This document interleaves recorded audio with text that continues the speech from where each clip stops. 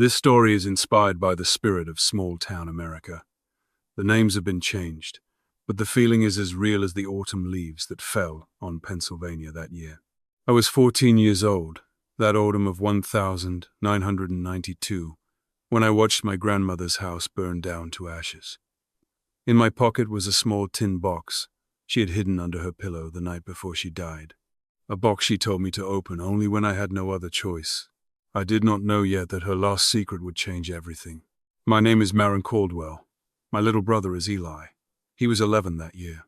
And before I tell you about the train car deep in the woods, before I tell you about the man who turned out to be my grandfather, I have to take you back. Back to a kitchen that always smelled like cinnamon and coffee. Back to the woman who raised us. Her name was Hazel. Hazel Caldwell was 68 years old that fall. She had hands like sandpaper and a heart like warm bread. She wore her gray hair pinned up with the same tortoise-shell comb she had worn since she was a girl. Every morning before the sun came up over the ridge, she stood at the stove in her flannel housecoat, stirring oatmeal with a wooden spoon worn smooth by 40 years of stirring. I can still hear that sound, the soft scrape of wood against the pot, the kettle whistling, the mourning doves in the maple tree outside the kitchen window.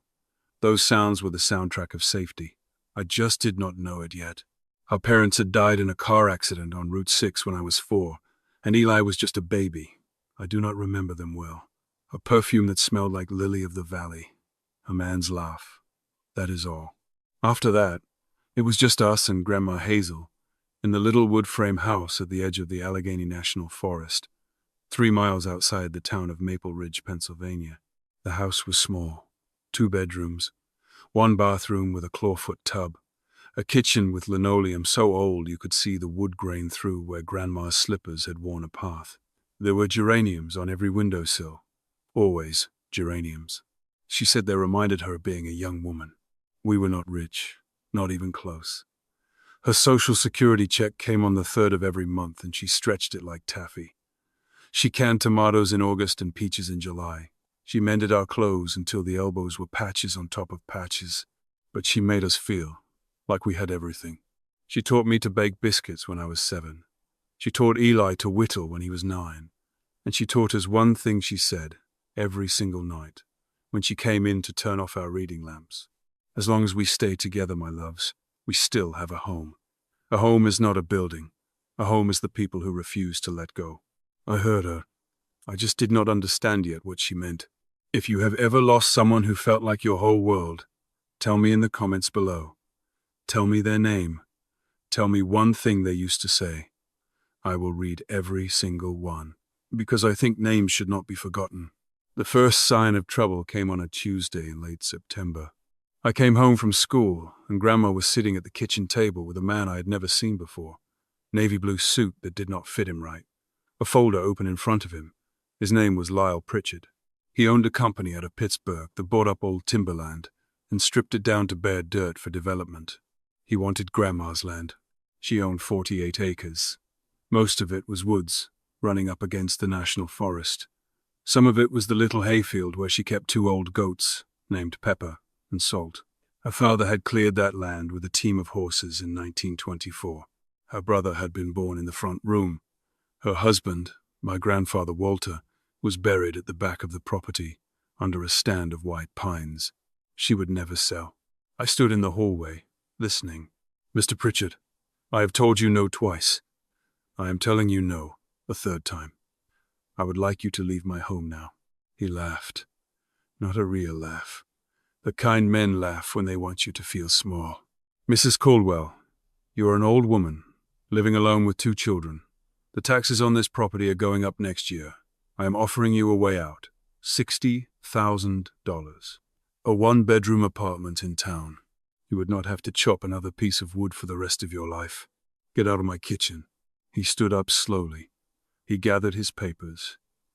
And then he said something I have never forgotten. Accidents happen out here in the woods, Mrs. Caldwell. Old houses catch fire. People slip and fall. I would hate for something to happen before you came to your senses. He left. I waited until I heard his truck drive away, before I came into the kitchen. Grandma was at the window with her back to me. Her shoulders were shaking. Not from crying, from anger. I had never seen her angry like that before. She turned around, her face smoothed out the way it always did when she did not want us to worry. Set the table, sweetheart. I made chicken and dumplings. That night was the first night I saw her take a small key from around her neck, the one she always wore tucked inside her collar, and unlock the bottom drawer of her dresser. I peeked from the hallway when I was supposed to be brushing my teeth. She took out an old tin box, the kind that used to come with butter cookies. She held it for a long time. Then she put it back, locked the drawer, and slid the key inside her collar. 3 weeks later, a storm came in off Lake Erie. The wind that night was the worst I'd ever heard. The power went out around 9 o'clock. Grandma lit the kerosene lamps and the three of us sat in the front room playing rummy. She told us stories about her own childhood. The blizzard of '50. The time her father shot a black bear that came onto the porch looking for apple pie. The first time she ever rode in an automobile, when she was 13. She had a strange look in her eye that night, soft and far away. She kept looking at me like she was memorizing my face. Around 10:30, she said she did not feel well. Just tired, she said. Just a little short of breath. She kissed us both on the forehead and went to her room. She never came back out. I found her in the morning, lying in her bed with her hands folded over her chest. She looked peaceful, like she had simply finished a long day's work and laid down to rest. The doctor came out from town 2 hours later. He said it was her heart. He said she had been having episodes for years and had not told anyone. He said it was a blessing she went so quickly, in her own bed. It did not feel like a blessing. It felt like the world had been pulled out from under me. Eli would not stop crying. He climbed into her bed and curled up against her side and would not let go. I had to pry his fingers off her sleeve. I was crying too, but somebody had to be the older one. That was when I noticed the tin box. It was sitting on her nightstand, out in plain view, not locked away in the drawer, like she had put it there on purpose, like she had known. There was a piece of paper folded under it, her handwriting shaky but clear. Only when there is no other way home. I slipped it into my coat pocket, and then I went to call the neighbors. The woman from County Social Services arrived the next afternoon. Phyllis Doyle. Tall, thin, late 40s, tight mouth, tired eyes, brown wool coat. She carried a clipboard the way some people carry a weapon. There were no living relatives, she said. The state would have to take temporary custody. Eli would be placed in a boys' home in Pittsburgh. His asthma limited his foster options. I would be placed in a girls' residential facility in Erie, 130 miles away. We could write letters, she said. Maybe see each other on holidays. Maybe. Eli started screaming. Not crying, screaming. He grabbed my arm and would not let go. Don't let her take me. Marin, please don't let her take me. Phyllis Doyle stood up. She put on her coat. She said she would be back in the morning with the paperwork. She said it was for our own good. She did not look at us when she said it. After she left, I sat on the kitchen floor with my back against the cabinet and held Eli while he cried himself out. The house was dark. The power had not come back on after the storm. The only light was a single candle burning on the table. That was when I smelled the smoke. At first I thought it was just the candle. Then I thought it was the wood stove. But the wood stove had been cold for hours, and the smell was getting stronger, sharper, like kerosene. I stood up. I looked out the kitchen window. The back of the house was on fire. I do not remember how we got out. I remember grabbing Eli's coat. I remember grabbing my own coat, and the tin box was still in the pocket. I remember pulling him through the front door. I remember the cold air hitting my face. I remember Eli screaming Grandma's name, even though she was already gone. We stood in the front yard in our pajamas and watched the house her father built in 1924 burn down to its bones. And I saw something. Just for a second. A figure at the tree line. A man, watching. Tall, in a dark coat. He turned and walked into the woods before I could be sure. But I was sure. I knew who it was. The fire department came too late. Everything was gone. The geraniums, the photo albums, the sewing machine, the jar of buttons, Grandma's tortoiseshell comb that was sitting on her dresser. All of it. Gone. The fire chief told us, very kindly, that it was probably the old wiring. He said old houses like this went up like matchsticks. He said we were lucky to be alive. Phyllis Doyle arrived at sunrise with her clipboard. She said the new placements would have to happen today. Today. Not in 3 days, today. She said there was a state car coming from Erie at 11 o'clock to pick me up. The Pittsburgh van for Eli would be there by noon. She let us go inside the neighbor's barn to change clothes. The neighbors had given us some old things. A coat for Eli that was 2 sizes too big. A pair of boots for me that did not fit right. While Eli was changing, I made a decision. I do not know where the decision came from. I just know that when I looked at my little brother standing there in a stranger's coat, with his asthma inhaler in one hand and his eyes red from crying, I knew I could not let them take him. Grandma's voice was in my head. As long as we stay together, we still have a home. I packed an old canvas backpack with everything I could find. A wool blanket from a shelf in the barn, 2 heels of bread, a jar of peach preserves, a box of Strike Anywhere matches, a flashlight with weak batteries, the tin box in my coat pocket, and the small key from around Grandma's neck that the funeral director had given me in a plastic bag the night before. We slipped out the back of the barn at 6 in the morning. The sun was not up yet. The frost was thick on the grass. We walked through the hayfield and into the trees. I did not know where we were going. I only knew we could not stay. If you have ever had to make a decision no child should have to make, you understand. You do what you have to do. You become someone you did not know you could be, and you do not look back. The Allegheny National Forest in late October is a cathedral. Tall white pines that block out the sky. Hemlock so dense in places you cannot see 10 feet in front of you. Maple leaves like burning copper underfoot. And cold. A cold that does not come from the air. A cold that rises up out of the ground and into your bones. We walked for hours. I did not have a map. I did not have a compass. I just knew we had to go deeper. Deeper than the logging roads. Deeper than the hunting trails. Deep enough that the state car from Erie would not come looking. Deep enough that Phyllis Doyle would close her clipboard and write us off as runaways. Deep enough that nobody could separate us. Eli was a brave little boy. He did not complain. He held my hand and put one foot in front of the other and only stopped when he had to use his inhaler. He used it 3 times before noon. I tried not to let him see how much that scared me. There were 2 doses left in the canister. Maybe 3, if he was careful. Around midday we found a small stream and stopped to drink. I broke off a piece of the bread and gave it to him.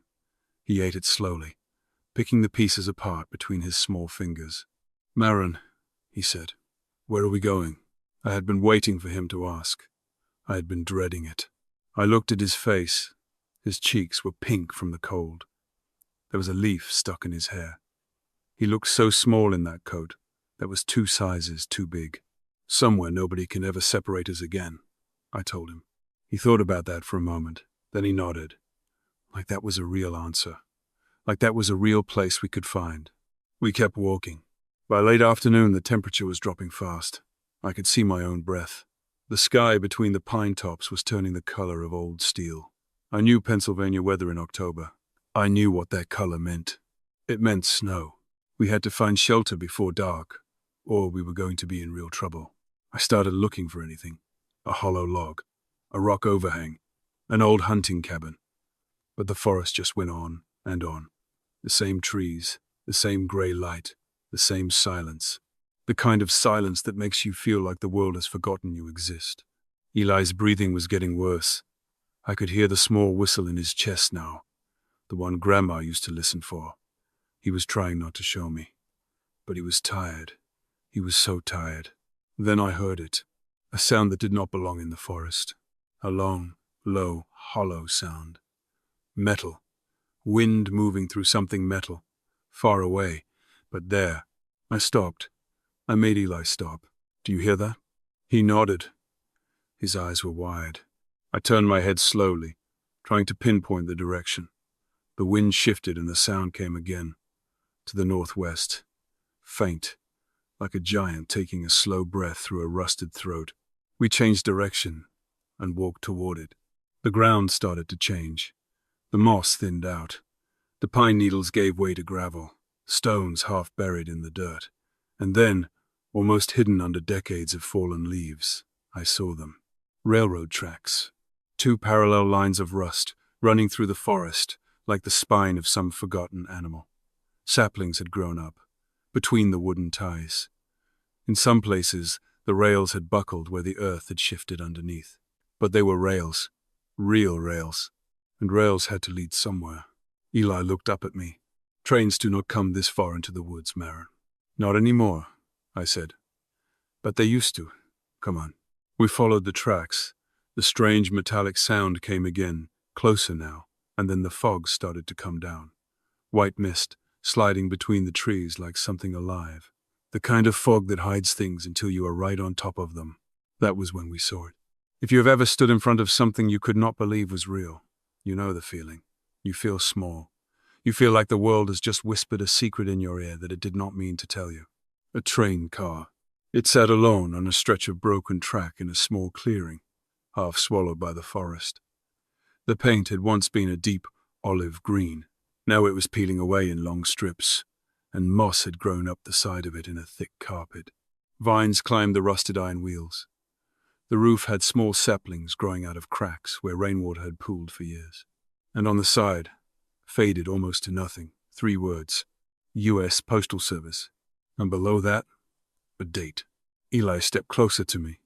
He did not say anything. He just looked. I will tell you the truth. In that moment I forgot I was cold. I forgot Eli was sick. I forgot the house had burned down and Grandma was gone and Phyllis Doyle was probably looking for us by now. I forgot all of it. Because something inside me, something I could not explain, told me that this train car had been waiting for us. The wind moved through the trees, and the hollow metallic sound came again. It was coming from the train car itself, from a loose piece of metal somewhere on the roof. Just the wind, nothing more. But it had called us here. I walked to the side of the car. There was a sliding door, mostly closed, with a heavy iron latch that had rusted shut. I tried it. It would not move. I tried harder. Nothing. There was another door at the end, a smaller one. It had 3 iron steps leading up to it, almost buried in the leaves. I climbed up. The steps groaned under my weight, like an old man waking up from a long sleep. The door was not latched. It was just stuck. I put my shoulder against it and pushed. It swung open with a long, slow creak. The inside was dark. The air smelled of dust and old wood and something else. Something faint. Something that reminded me of Grandma's attic, time itself. I took the flashlight out of the backpack and clicked it on. The beam was weak, but it was enough. The car was longer inside than I expected. There were tall wooden shelves along both walls, the kind that mail used to be sorted on. Some of them had fallen over. Others still stood.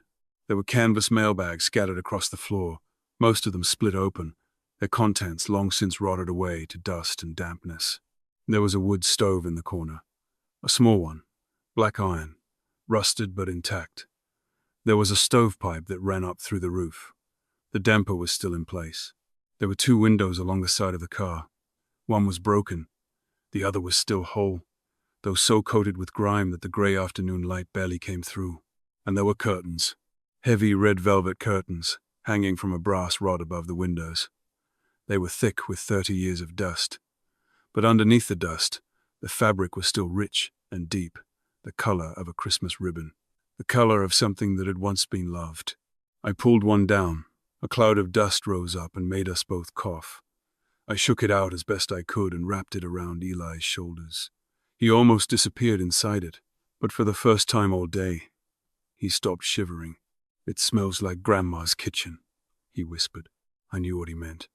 It was the smell of old velvet and wood in stored-up years, the smell of a place where someone had once lived gently and well. I closed the door behind us. The wind outside was picking up. The first snowflakes were starting to drift down between the trees. I knew, in that moment, that we had been lucky beyond anything I deserved. One more hour in that forest with Eli's chest the way it was, and we would not have made it through the night. But we had found it. The forest had hidden a place for us, and somehow, it had led us right to it. If you found a forgotten place like this deep in the woods, What would you add first to make it feel like home? A pot of tea? A photograph? A song playing softly? I would love to know. Leave it in the comments. I read everyone.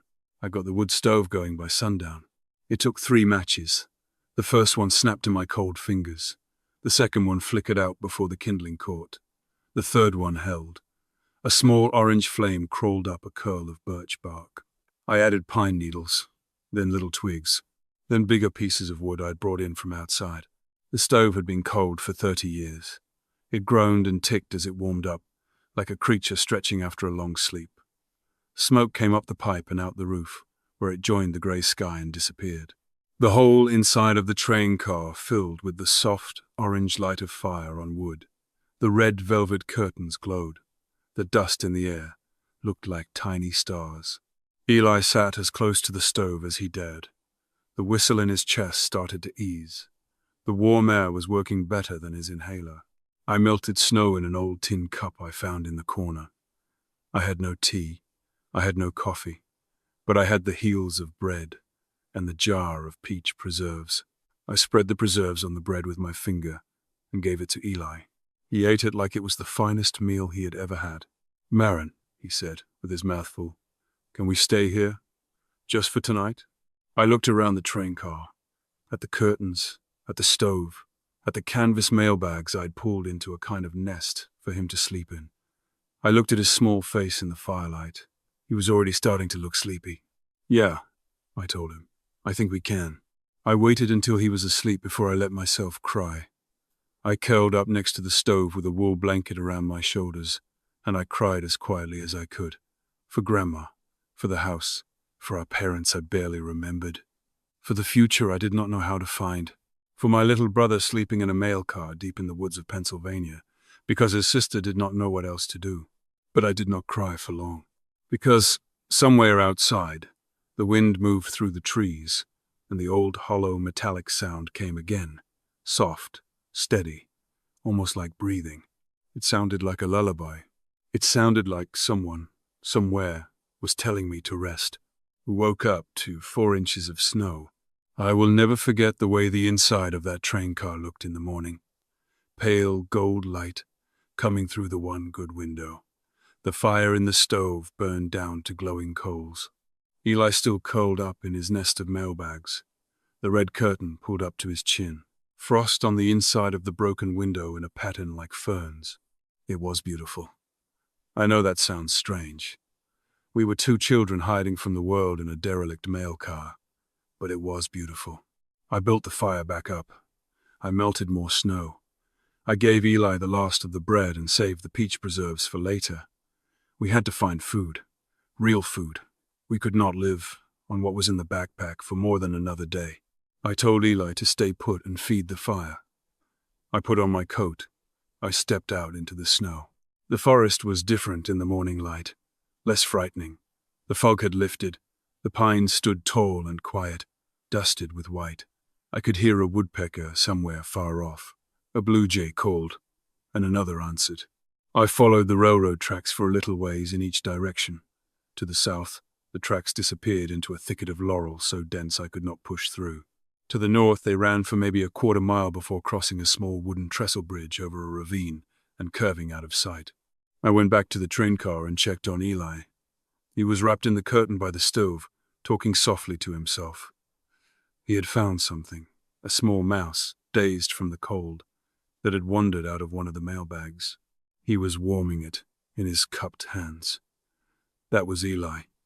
He could not pass a wounded thing without trying to save it.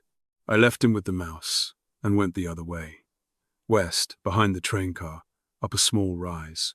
That was when I found it. A clearing, maybe 2 acres of open ground that had once been tended.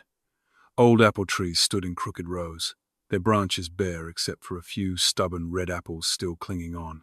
The trees were old, gnarled, untended for years, but they were alive, and they had given fruit. I picked up an apple from the ground. It was small and bruised but firm. I bit into it. It was tart and crisp, and the best thing I had tasted in 2 days. Beyond the apple trees, half collapsed under a tangle of blackberry canes, was a small wooden shed. Inside, In a battered tin canister with a tight lid was a bag of walnuts. They were probably 4 or 5 years old. But walnuts keep. I shook the canister. They sounded full and dry. There was more. A small spring rising up from a mossy rock face, the water clear and cold. A patch of wild blackberry that would give fruit in summer. A stand of birch trees perfect for kindling. This was not a coincidence. Someone had planted these apples. Someone had built that shed. Someone had once lived here. And somehow, all of it was waiting for us. I went back to the train car with my arms full of apples and walnuts. Eli looked up from where he was still cradling the mouse, and his face broke into the first real smile I had seen since Grandma died. "Did the forest do that?" he asked. I knelt down and gave him an apple. "I think so," I said. "I think maybe it did. For 3 days we lived. That is the only word for it. We did not just survive, we lived. I want you to hear that because for the rest of my life, when people ask me about those days, that is the word I use." I patched the broken window with a flat piece of birch bark and a strip of canvas torn from one of the mail bags. I stuffed old newspapers into every crack and seam of the train car walls. The newspapers were yellow and crackling, dated 1962, and once I caught Eli reading the headlines out loud by firelight, his small voice working its way through words he did not quite understand. The Cuban Missile Crisis, President Kennedy, Marilyn Monroe.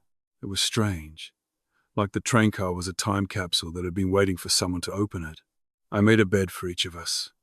I dragged the canvas mailbags into 2 long shapes and stuffed them with dry pine needles and fallen leaves.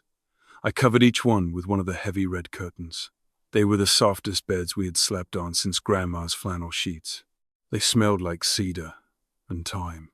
Eli named the mouse Whisker. He carried it everywhere in his coat pocket and fed it crumbs of apple. He talked to it constantly.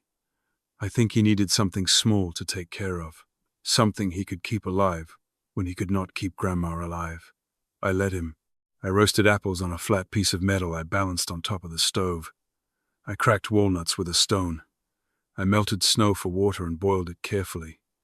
We were not eating enough. I knew that. But we were not starving either. Not yet. We talked about Grandma a lot during those days. Not crying talking. Just remembering. Eli told me he could not picture her face anymore. He said when he closed his eyes, he saw the outline of her but not the details. He was scared he was going to forget her. I told him she was inside us now. I told him that was where people go when they leave. They do not disappear. They just move from outside to inside. I do not know if I believe that yet, but I needed him to believe it. On the 4th morning, the temperature dropped again. Hard. The thermometer that had been in the corner of the train car, dusty and forgotten until I had cleaned it off, read 26 degrees by noon. The wind picked up. The snow on the ground crusted over. Eli started to wheeze. Not the small whistle from before, a real wheeze. The kind that scared me. I sat him up close to the stove and helped him breathe slow. I gave him a sip of warm water. I made him use his inhaler. He had 1 dose left. Just 1. By nightfall, he was worse. His lips had a bluish tinge that I had only ever seen once before, when he was 7 and we ended up in the emergency room in Warren. I remembered the doctor's face that night. I remembered Grandma's hand gripping mine in the waiting room. I remembered her saying, over and over under her breath, "Please, Lord, not this one too. Please, Lord, not this one too." I had no doctor. I had no emergency room. I had a train car deep in the woods and a little brother who was struggling to breathe. I went through the backpack 3 times. I checked every pocket of my coat. I checked Eli's coat. There was nothing. No medicine. Nothing. And then my hand brushed against something hard in the inside pocket of my coat. The tin box. I had forgotten about it. In all the days of building fires and finding apples and patching windows, I had forgotten about the small tin box that had been sitting on Grandma's nightstand the morning she died. Only when there is no other way home. I knelt down by the stove. I took the box out of my pocket. My hands were shaking. I do not know if it was the cold or the fear or something else. The key was in a small inner pocket I had sewn shut with a piece of yarn. I pulled the yarn loose. I took the key out. It was small and brass, no bigger than my thumbnail.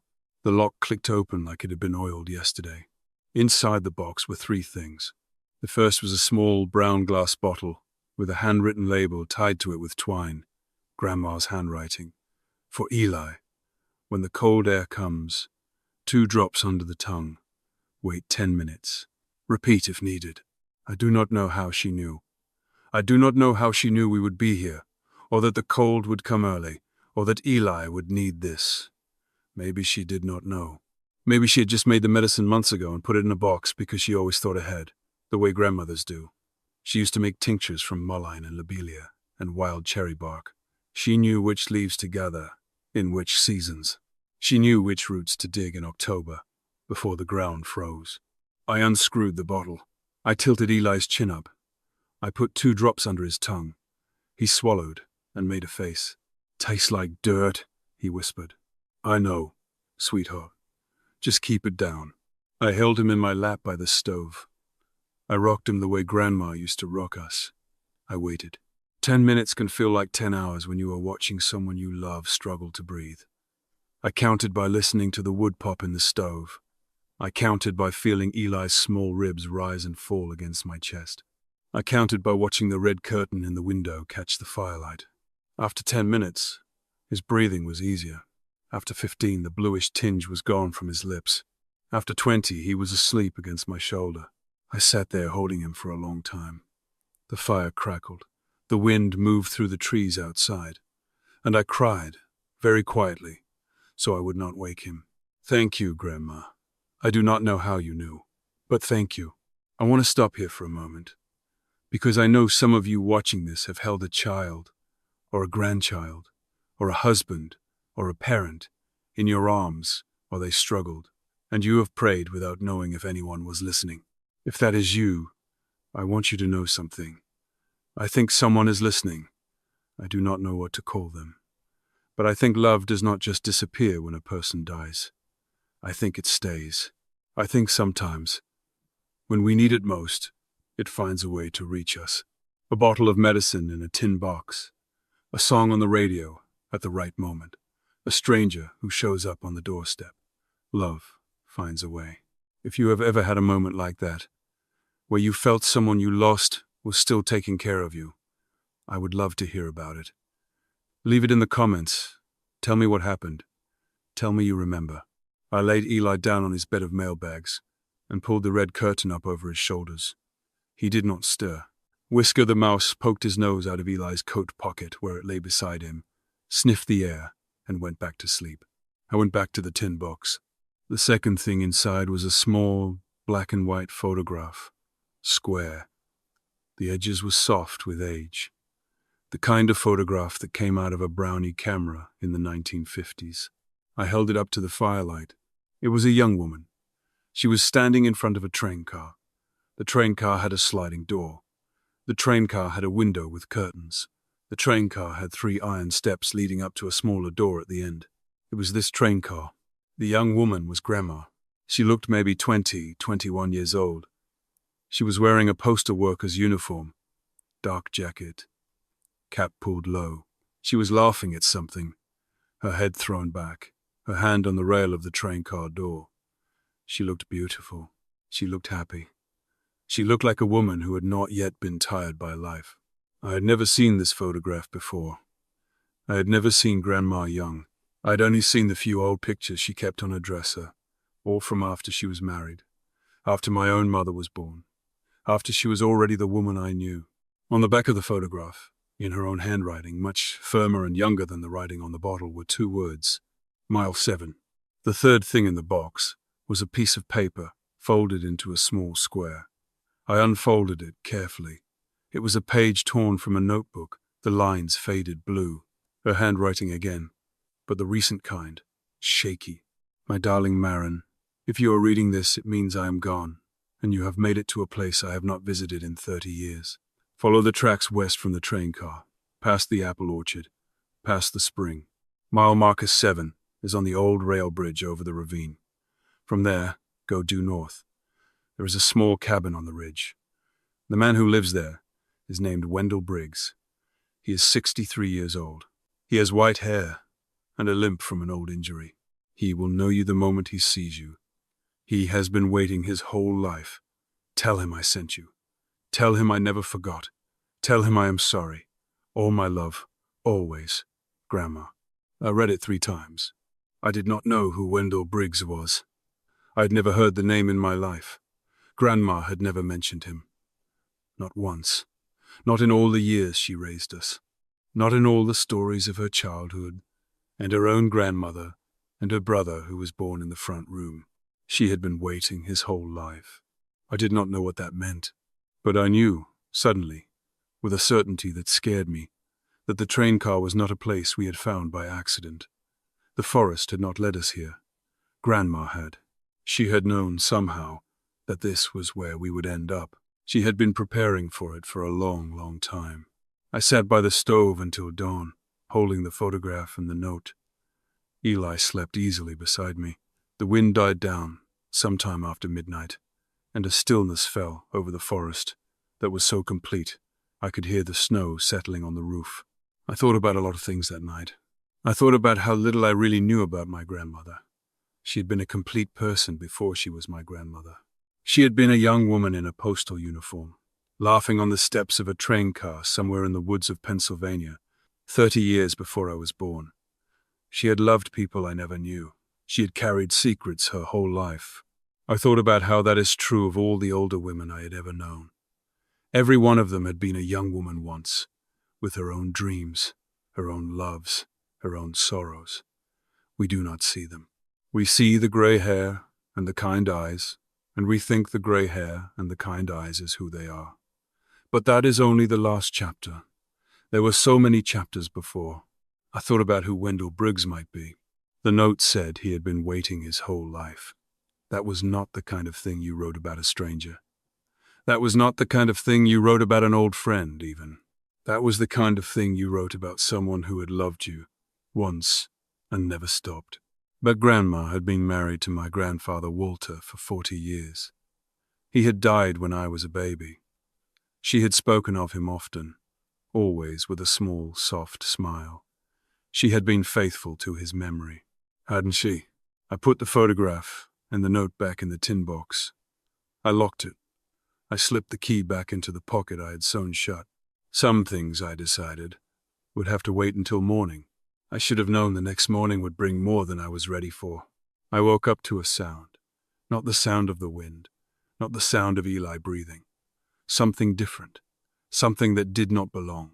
A truck engine, far off, carrying through the still cold air. I crawled to the window. I scraped the frost off the glass with my fingernail. I could not see anything. The truck was somewhere beyond the trees, maybe a half-mile off, maybe more. It was moving slowly, stopping, starting again. The sound of it grew louder, then faded, then grew louder again. It was following the old rail line. Somebody was out there looking for something.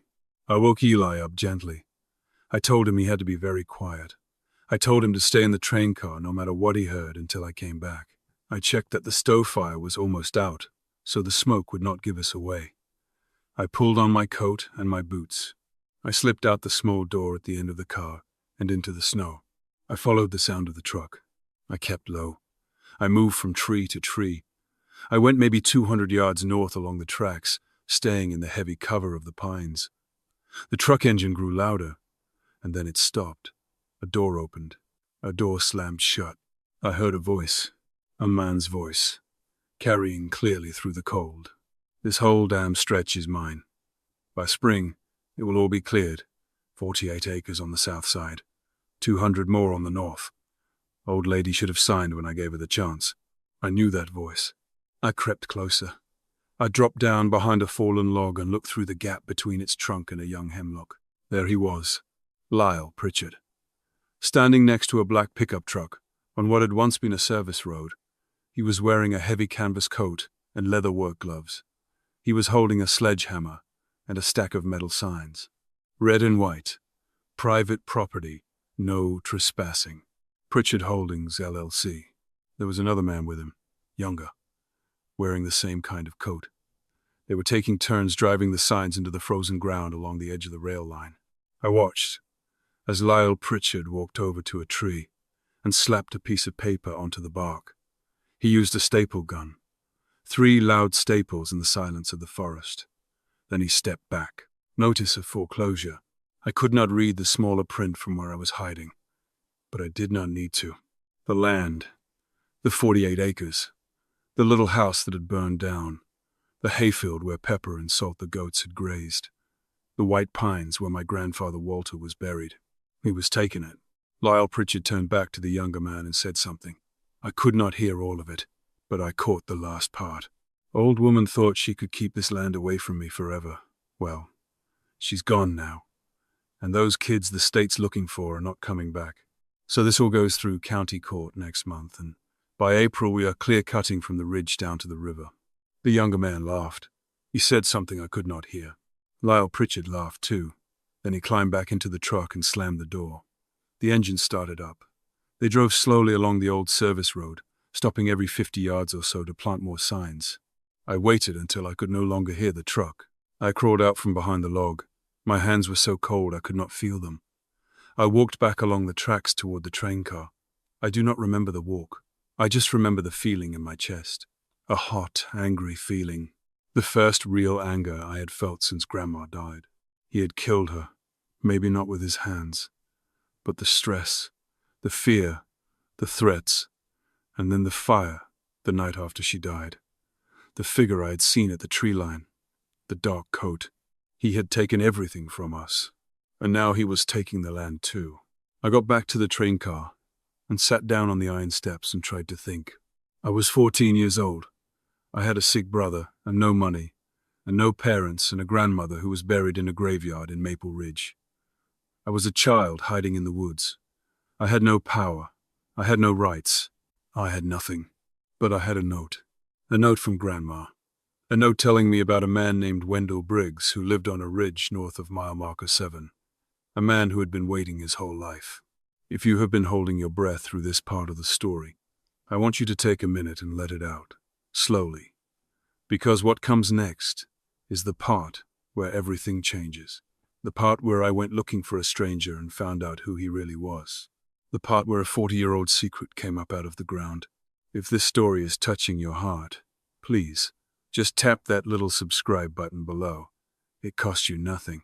It just helps me keep telling these stories about hope and family and finding home in the places we never expected to look. And let me know in the comments, before I go on, have you ever discovered a secret about a family member that changed everything you thought you knew? I want to hear. Now let me tell you what happened when I finally went looking for the man named Wendell. I waited until the next morning to leave. I made Eli a breakfast of roasted apples and the last of the walnuts. I gave him careful instructions. Stay inside the train car. Keep the fire small. If anyone came to the door, hide under the mailbags in the back corner. Do not answer. Do not breathe loud. Whisker the mouse would keep him company. He did not want me to go. He stood in the doorway of the train car, with the red curtain wrapped around his shoulders and his eyes too big in his small white face. What if you don't come back? He asked. I knelt down in front of him. I took his face in both my hands. Eli Caldwell, you listen to me. I am coming back. There is no force on this earth that can keep me from coming back to you. Do you hear me? He nodded, but he was crying. I kissed him on the forehead the way Grandma used to. I told him I loved him. I told him to be brave for one more day. And then I walked away from the train car, down the rail line west. I did not look back. If I had looked back, I would have run back to him, and I could not run back. There was something I had to do. The walk to mile marker 7 took most of the morning. The rail line ran straight west for about a mile before it curved north. The snow on the ties was undisturbed except for animal tracks. I saw the prints of a fox crossing the rails. I saw a snowshoe hare bound through a patch of laurel. Once, far ahead, I saw a deer raise her head from the side of the tracks, watch me for a long moment, and then slip silently away into the pines. The forest was kinder to me that morning than I deserved. The sun came out and the snow on the trees glittered. I stopped twice to catch my breath. The cold made my chest ache, but I kept going. I came to the trestle bridge over the ravine just before noon. It was an old wooden bridge, maybe 40 feet long, with iron supports underneath. The wood was grey and weathered. Snow had drifted up against the rails. The ravine below was steep, with a half-frozen creek at the bottom and ice-covered boulders along the banks. I would not have wanted to fall. On the north end of the bridge, set into the ground at the base of a small concrete post, was a metal plate. The numbers were faded almost to nothing, but you could still read them if you bent down close. Mile marker 7. I straightened up. I turned due north. There was no trail, just trees and rocks and snow. A long sloping ridge rose up in front of me, covered in dark hemlocks. I started climbing. I do not know how long it took. Maybe an hour, maybe more. The slope was steep and my legs were not strong. I had to stop every few minutes to rest. The cold air burned my throat. My fingers ached in my mittens. But near the top, in a small clearing tucked into the side of the ridge, I saw it. A cabin, a small one, log walls, a green tin roof, a stovepipe with a thin curl of smoke rising up into the still cold air. A neat stack of split firewood against one wall, covered with a canvas tarp. A small wood-fired sauna or smokehouse behind it. A bird feeder hanging from a low branch, fresh seed in it. A pair of snowshoes leaning against the porch railing. This was not an abandoned cabin. Someone lived here. I stood at the edge of the clearing for a long time. I could not move. Now that I was here, I did not know what to do. I did not know what to say to the man inside. I had Grandma's note in my pocket, but I did not know how to begin. A door opened. A man stepped out onto the small porch. He was tall, even hunched the way he was against the cold. He had thick white hair, cut short, and a heavy grey beard. He was wearing an old flannel shirt under a brown wool vest. He had a coffee mug in one hand. He saw me. He stopped. He did not move. He did not call out. He just looked at me. The coffee mug in his hand started to shake, very slightly.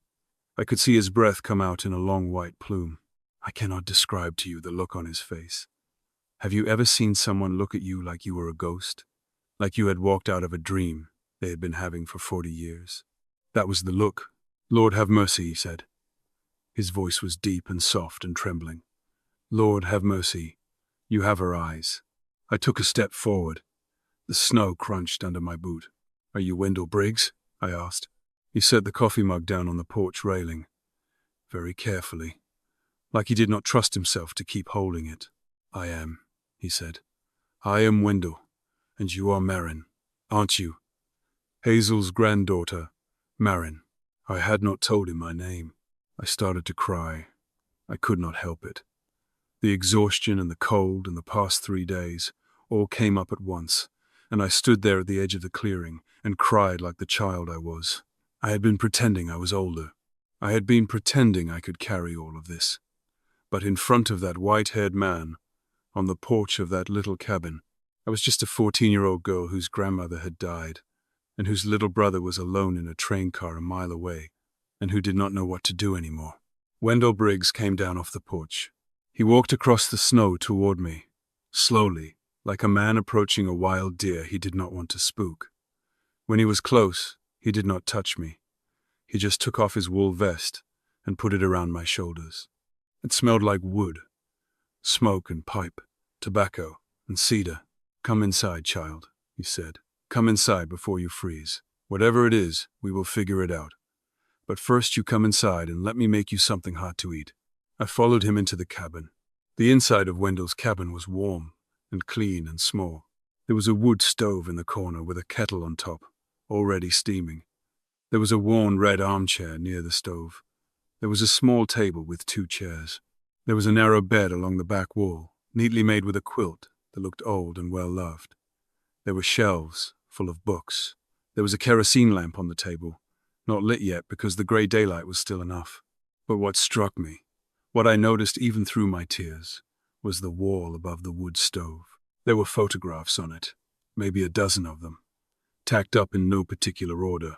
They were all of the same woman, Grandma, Hazel, from every era of her life, the young woman in the postal uniform, a woman in her 30s holding a baby I did not recognize, a woman in her 50s, working in a garden, her grey hair in a kerchief, a woman in her 60s, sitting on a front porch I knew well.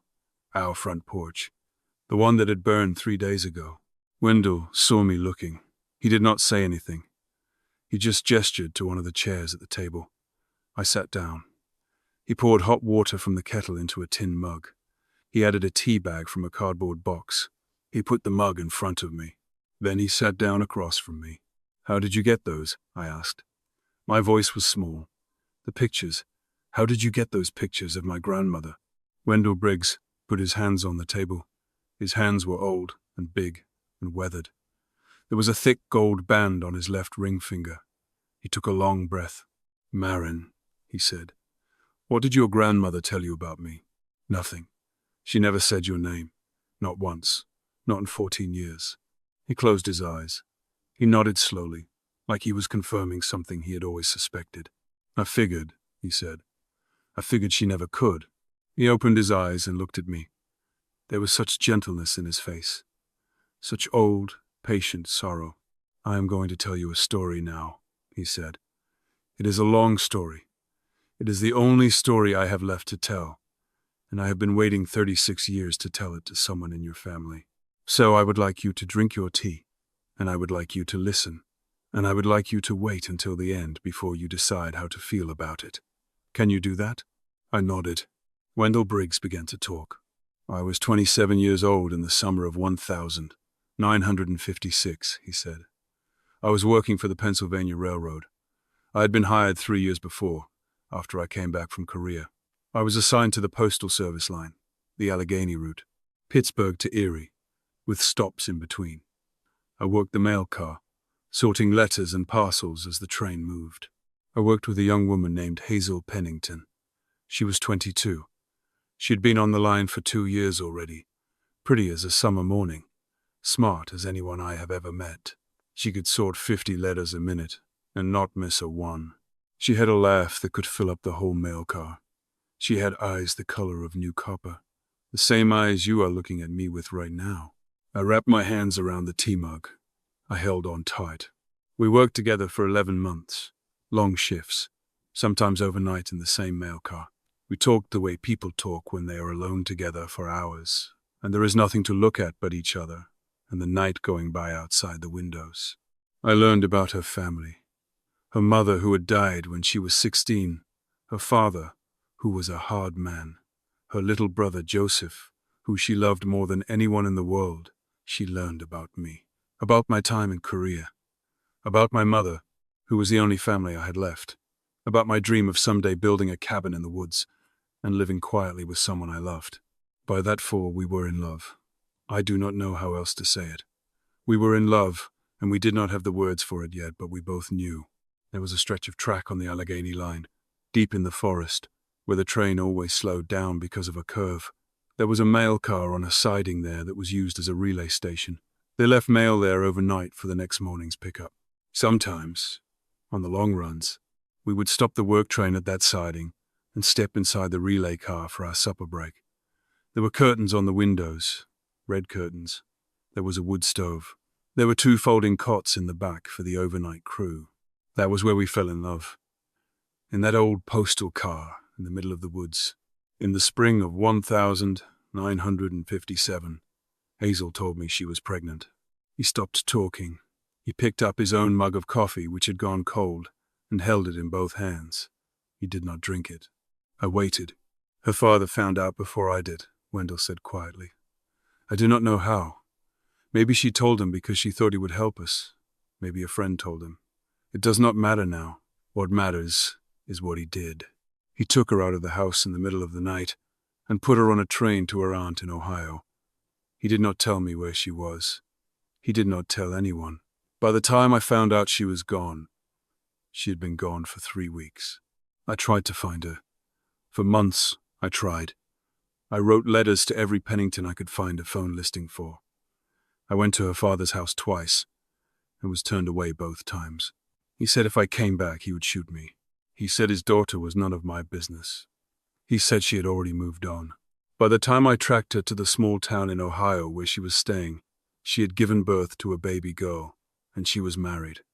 A man named Walter Caldwell, who was the son of a friend of our aunt. He had agreed to marry her and raise the child as his own. I went to the house.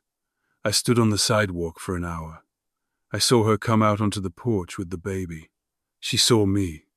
We looked at each other across that quiet street. She did not move. She did not call out. After a long time, she went back inside and closed the door. That was the last time I ever saw her. Wendell's voice did not break. He had told this story to himself 1,000 times, I think. He had walked it smooth, the way a river walks a stone smooth, over years and years. I respected her choice, he said. I told myself that Walter Caldwell was a good man, and he would be a good father, and your grandmother had made a decision that was probably the best she could make in a hard time. I left her alone. I never tried to contact her again, but I wrote her letters every year, on her birthday, on the baby's birthday, on Christmas. I wrote to her about my life, about building this cabin, about taking the job with the Forest Service after I left the railroad, about my mother dying. I told her everything, and every year, every single letter came back. Address unknown. Return to sender. He reached down and opened a drawer in the small table. He took out a wooden cigar box. He pushed it across to me. I opened it. It was full of letters, dozens of them, maybe 100, all of them stamped in red ink. Address unknown. Return to sender. That baby girl your grandmother was carrying, Wendell said. She grew up. She married a man named David Caldwell, Walter's nephew. They had 2 children, a daughter and a son. The daughter is named Marin. The son is named Eli. The daughter has copper-colored eyes that look just like her grandmother's. I could not speak. I could not breathe. He was telling me that he was my grandfather, not Walter Caldwell, who I had only ever seen in old photographs, who Grandma had spoken of with such soft loyalty. Not Walter Caldwell, who was buried under the white pines on the land that Lyle Pritchard was trying to take. Wendell Briggs, the white-haired man across from me, with the tired blue eyes and the hands that had once sorted mail beside a young woman named Hazel Pennington in a postal car in the middle of the Pennsylvania woods. He was my grandfather, and I had not known he existed until 20 minutes ago. I want to stop here, just for a moment, because I know some of you watching this have lived through something like what Hazel lived through, or you have known someone who did. A pregnancy at the wrong time, a family that would not understand, a man you loved that the world would not let you marry, a child raised under a different father's name. These things happened, in those days, more than we ever talk about. They happened in small towns, all across this country. They happened to women who took their secrets to the grave, because they thought that was the kindest thing they could do. If that is your story, or your mother's story, or your aunt's, I want you to know that I see you. I am not here to judge anyone. Not your grandmother, not your mother, not the young woman you used to be. These were hard choices made by women who were trying to do their best in a world that did not give them many options. Have you ever discovered that someone you thought was a stranger had been loving you from afar your whole life? Tell me. It happens more often than we think. The world is full of people quietly loving each other across distances no one can see. Wendell let me sit with it. He did not push. He did not ask me to react. He just got up and went to the stove and stirred something in a pot. The smell of chicken and broth filled the cabin. He had been simmering soup, I realized. He had set it going that morning, before he knew I was coming. The way an old man living alone keeps something on the stove just in case. He came back to the table with 2 bowls. He set one in front of me. He sat down across from me again. Eat, he said gently. You can think while you eat. I ate. The soup was hot and salty, and it tasted like the best thing in the world. I had not had anything like it in a week. My eyes filled up again. Not from sadness this time. From something else. From a kind of relief so big I did not have a name for it. After a long time I said, She wrote me a note, Grandma. She told me to come find you. Wendell's eyes filled with tears for the first time. They did not fall. They just sat there at the edges of his eyes. Did she? He said quietly. She said you had been waiting your whole life. He closed his eyes. A single tear slipped down his weathered cheek and into his beard. He did not wipe it away. That woman, he whispered. That stubborn, beautiful woman. She told you, in the end. She told me there was something else too. She said she had something to tell you. She said to tell you she never forgot, and to tell you she was sorry. He nodded slowly. He took a long breath.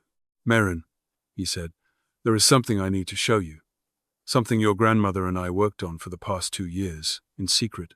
Something that may be the only reason you and your brother still have a chance at the life she wanted for you. Will you stay here for the night? Tomorrow we will go back to the train car. Tomorrow we will get Eli. And tomorrow I will show you what your grandmother left behind for you, the real inheritance. I nodded. I could not speak. He stood up. He came around the table. He stopped in front of me, hesitating, like an old man who has not touched another person in a long time and does not remember how. I stood up too, and I put my arms around him. He was the first family member I had hugged in 5 days. He smelled like wood smoke and tobacco and cedar. Wendell Briggs held his granddaughter for the first time in his life, in the warm, small cabin on the ridge above mile marker 7, and he cried very quietly, the way men of his generation cry, without sound, without shaking. Just the slow, steady fall of 36 years of waiting finally let go. I slept that night, on the narrow bed in Wendell's cabin. He insisted. He said he would take the armchair by the stove. He said he had slept worse places in Korea, and he could sleep there fine. I was too tired to argue. He covered me with the old quilt from his bed. I noticed, before I fell asleep, that the quilt was pieced together from squares of different fabrics, flannel, cotton, a piece of dark blue wool, and one square in the center that I recognized. It was a piece of Grandma's old housecoat, the yellow one with the small white flowers, the one she had worn every morning of my whole life. I touched it.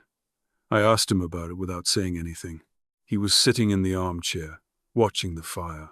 She sent me that piece, he said quietly. Last winter, with a note. The note said, in case you need to remember that I have not forgotten. I made the quilt around it. I have been sleeping under it ever since. I closed my eyes. I slept the deepest sleep I had slept since Grandma died. In the morning, Wendell made pancakes on a cast-iron griddle. Real pancakes, with butter and syrup. He fried bacon. He made coffee in a percolator on the wood stove. I had forgotten food could taste like this. I ate until I could not eat anymore. I packed the rest of the bacon into a clean handkerchief for Eli. While I ate, Wendell talked. He told me he had not stayed away from Hazel by accident. 2 years ago, he said, she had written to him for the first time.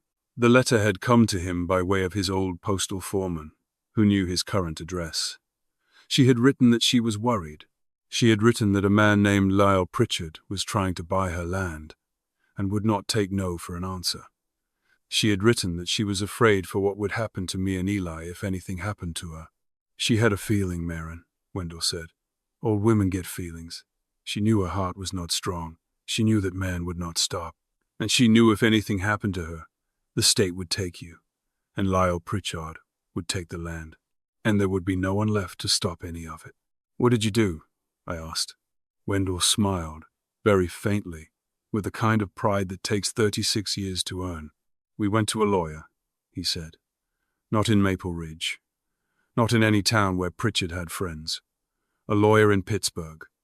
A woman named Eleanor Ross, who handled estate planning for elderly farmers. Your grandmother and I met with her 3 times, all in secret. Your grandmother signed papers. He stood up. He went to the same wooden table where the cigar box of returned letters was kept. He opened a different drawer. He took out a thick brown envelope. He handed it to me. I opened it. There were legal documents inside. Many pages. I did not understand most of them, but I understood the cover sheet. I understood my grandmother's signature at the bottom. I understood the date. April 1991, a year and a half before she died. Deed of transfer. The grantor, Hazel Caldwell, of Maple Ridge, Pennsylvania, hereby transfers and conveys to the grantee, Wendell Briggs of Warren County, Pennsylvania, all rights, title, and interest in the real property, described as follows. 240 acres situated in the township of Maple Ridge, Pennsylvania, including the structure commonly known as the Allegheny Postal Relay Car, together with all timber, water rights, and easements pertaining thereto. She transferred it to you? I whispered. She transferred it to me, in trust for you and Eli, to be held until you were both legal adults, and then to be transferred to you outright. The land where the train car sits, the orchard, the spring, the ridge, 240 acres. None of it belongs to Pritchard. None of it ever did. The 48 acres around the house, that was her family land, that one he might have won in court if she had let it go to taxes. But this was hers, from her mother's family. The Pennington land. He never even knew it existed. I held the documents in my hands. I started to laugh. It was a strange laugh. Not happy, just astonished. The laugh you give when the world has been making no sense for a week and suddenly, for the first time, a single piece of it falls into place. She knew, I said. She knew this whole time. She knew, child. She knew.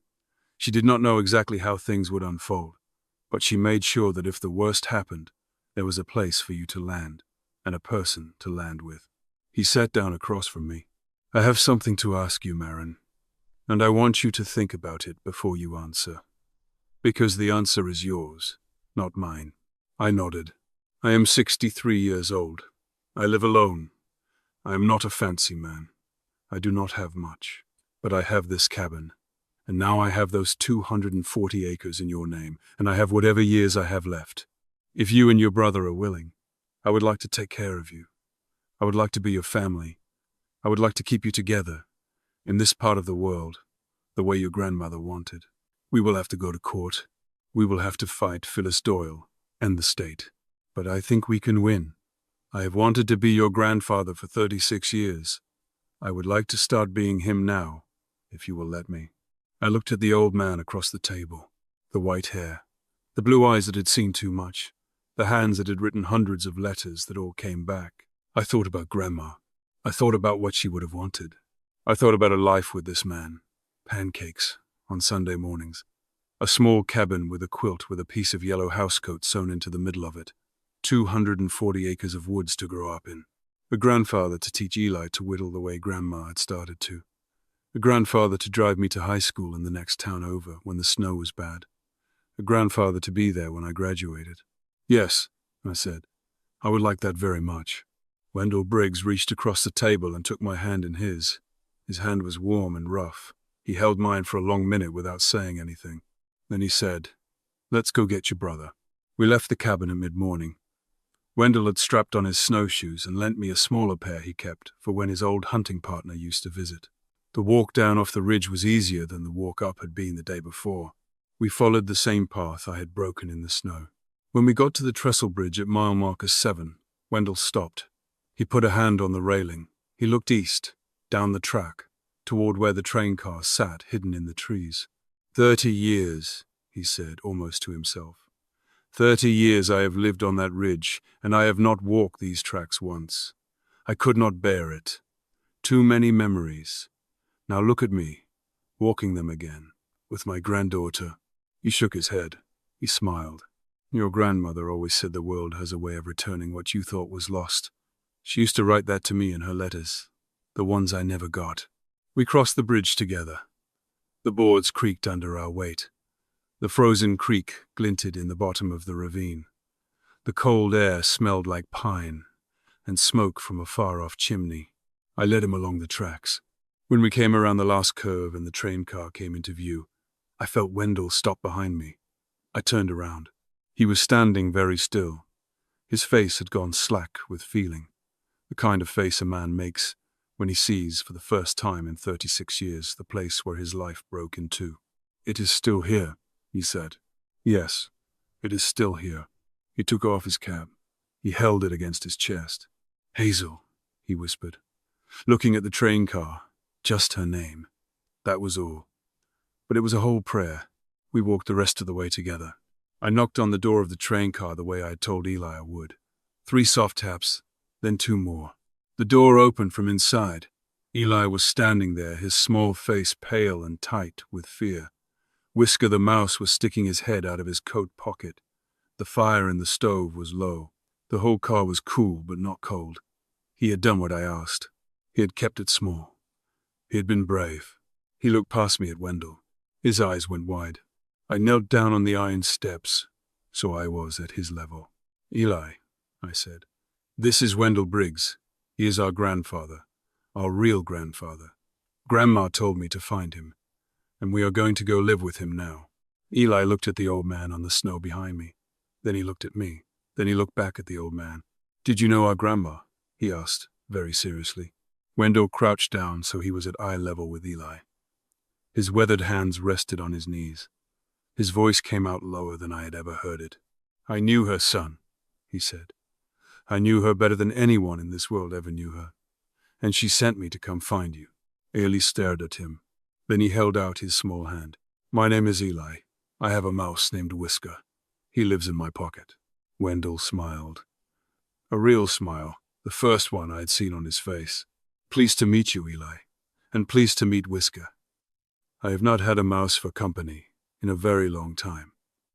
I think I would like that very much. He took my brother's small hand in his own big one and shook it, very gently, like he was being trusted with something fragile. I think that was the moment I knew everything was going to be all right.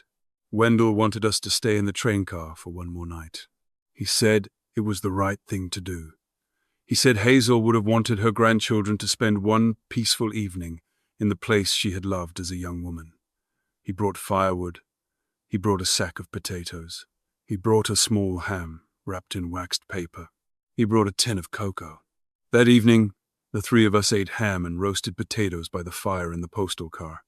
Wendell told Eli stories about working the mail train as a young man, about a conductor named Mr. D. McGivney who could whistle like a meadowlark, about a winter night in 1956 when the train had been snowed in for 6 hours at the relay siding, and Wendell and a young woman named Hazel had played cards and drunk coffee from a thermos and laughed so hard their sides hurt. Eli laughed too, for the first time in days, a real laugh. I sat across from them and watched. The firelight made Wendell's white hair look gold. It made Eli's eyes shine. I thought about Grandma. I thought about all the years she had carried this secret. I thought about what it must have cost her to never speak Wendell's name, not even once, in front of us. She had been protecting us. From scandal. From the small-town gossip of an earlier generation. From the complicated truth of who our real grandfather was. But she had also, in the end, given him to us. She had left the breadcrumb trail, the tin box, the note, the deed in the drawer. She had built the bridge that we were walking across now, even though she could not be there to walk across it with us. The next morning, we made our way out of the woods together. Wendell carried Eli on his back when the boy got tired. He carried the wool blanket and the tin box. I carried the small backpack and Whisker the mouse in a paper bag with breathing holes. We left the red curtains hanging in the windows of the train car. We left the wood stove banked low but not out. Wendell said we would come back. He said the train car was not going anywhere. He said it had been waiting 30 years, and it could wait a little longer. It took us most of the day to walk out. We came out, finally, onto a logging road that ran down to a small county highway. Wendell's old pickup truck was parked there. He started it up. The cab was warm in 2 minutes. We drove into Maple Ridge as the sun was going down. I had not seen the town in 5 days. It looked smaller than I remembered. The streetlights were just coming on along Main Street. The diner was open, with steam fogging the front windows. The hardware store had a hand-painted sign in the window. Welcome, hunters. Wendell pulled into the parking lot of the diner. There is someone you both need to meet, he said. She has been waiting longer than even I have. The bell above the diner door rang as we walked in. A wave of warm air hit us. The smell of coffee and apple pie. The clink of forks on plates. 2 old farmers at the counter looked up from their suppers and went silent. Behind the counter, an old woman with white hair pinned up in a bun was wiping down the chrome napkin holders. She looked up. She saw us. She froze. Her eyes went from me to Eli to Wendell and back to me again. The dish rag fell out of her hand onto the counter. Oh, my lord, she whispered. Oh, my dear, sweet lord. Hazel's babies. Wendell brought Hazel's babies. She came around the counter so fast she almost fell. She was crying before she got to us. She gathered Eli into her arms first, then me. Then she stood there in the middle of her diner, with the 2 of us pressed against her flour-dusted apron, and she rocked us back and forth like we were both still small enough to fit. I have known you both since you were born, she said into my hair. I held you in this very diner when you were 3 days old, Marin Caldwell. Your grandmother walked you down here in a baby carriage to show you off to me. I have not been able to come see you for years because of Lyle Pritchard and the trouble he was making for your grandmother. She kept telling me to stay away, to not draw attention. I cannot believe she is gone. I cannot believe you are here. This was June Bellamy. She was 70 years old. She had owned Sullivan's Diner on Main Street for 40 years. She had been Hazel Caldwell's best friend since they were both 8 years old, at the little one-room schoolhouse outside Maple Ridge. She had stood up for Hazel at her wedding to Walter. She had been the godmother of my mother. She had baked the cake for my parents' wedding. I did not know any of this until that night. She made us sit down in a booth by the window. She brought us bowls of beef stew. She brought us slices of apple pie warm from the oven, with vanilla ice cream that started to melt the moment she set the plate down. She poured coffee for Wendell. She poured milk for Eli and me. She sat down with us and asked us to tell her everything. We told her about the fire, about Phyllis Doyle, about the train car, about the tin box, about mile marker 7, and Wendell on the porch of his cabin, and the deed of transfer in the brown envelope. June Bellamy listened the way Grandma used to listen, with her whole face, without interrupting. When we finished, she sat back. She wiped her eyes with a corner of her apron. Your grandmother sat in this very booth 6 weeks before she died, she said. She told me everything, about the land, about Wendell, about the trouble Pritchard was making. She made me promise that if anything happened to her, I would help. She said her best chance for you children was Wendell, and she said her second best chance was me. She looked across the booth at Wendell. Took you long enough, old man. Wendell laughed quietly. It was not me, June. It was the girl. She came and found me herself. June Bellamy looked at me with new respect. Did she now? She reached across the table and took my hand. Honey, I am going to tell you something. By tomorrow morning, half of this town is going to know you children are back. By tomorrow afternoon, the other half will know, and I will tell you something else. There are more people in Maple Ridge who loved your grandmother than you can possibly imagine. There is going to be a line out my door tomorrow of people who want to help. So when Phyllis Doyle and the state come to take you back, you are not going to be standing alone. Do you hear me? You are going to be standing in front of half the county. I started to cry again. I had not thought I had any tears left. And the man who tried to take your grandmother's land, she said quietly. The man who threatened her, the man who set that fire. He has made enemies in this town for years. People have been waiting for a reason to push back against Lyle Pritchard. You children are that reason. He picked the wrong family. He picked the wrong town. June Bellamy was right. By the next morning, half the town knew. By noon, the other half had heard. People started coming to the diner before the breakfast rush was even over. Old farmers in worn Carhartt jackets. Women in church coats with casseroles wrapped in foil. A retired schoolteacher named Mrs. Vance, who had taught my mother in the 3rd grade and who burst into tears the moment she saw me. A young couple who ran the feed store and who had not even been alive when Grandma was a young woman, but whose own parents had told them stories. Every one of them said the same things, in different ways. We loved your grandmother. We are so sorry. What can we do? June set me and Eli up in the small apartment above the diner. It had 2 bedrooms and a tiny kitchen and windows that looked out onto Main Street. She said it had been empty since her own son had moved to Cleveland 8 years ago. She said it had been waiting. That evening, June and Wendell sat with me at the little kitchen table and we made a plan. The plan had 3 parts: the deed, the custody petition, and the truth about the fire. Phyllis Doyle came to the diner 2 days later. She came in the late afternoon, when the lunch crowd was gone and the supper crowd had not yet arrived. She was alone. She had her clipboard. She was wearing the same brown wool coat she had been wearing the day she came to our house and told us we were going to be separated. I was wiping tables. I saw her come in. The bell above the door rang. June was behind the counter, and she looked up. Their eyes met. June did not say anything. She just set down the coffee pot she was holding and stood there, waiting. Phyllis Doyle stood in the doorway for a moment, looking around the diner. She saw me at the back booth. holding a damp cloth. She walked slowly over. I want you to know something. I had spent 5 days hating this woman. I had pictured her face every time I was cold or scared or hungry in the woods. I had blamed her, in my heart, for the fact that my brother and I had to run. I had blamed her for not seeing what was right in front of her, for not asking the right questions, for not caring. But when she walked toward me that afternoon, I saw something I had not been able to see the first time we met. I saw that she was tired. She was tired in her face. She was tired in her shoulders. She was tired in the way she held her clipboard against her chest, like a shield against a world she had stopped trying to fix a long time ago. She stopped at the edge of the booth. She did not sit down. "Marin," she said quietly, "I owe you an apology." I did not say anything. "I have been looking for you and your brother for 5 days. The state had me listed as the primary case manager. We had assumed the worst. We thought you had frozen. We thought you had been picked up by someone dangerous." Her voice caught. "I have not slept in 5 days." I still did not say anything. I had not yet decided what I felt. She set her clipboard down on the table. She unbuttoned the top button of her coat. She looked very small all of a sudden. "May I sit?" she asked. I nodded. She slid into the booth across from me. She looked out the window at Main Street, at the dusk gathering between the buildings. Then she said something I will never forget.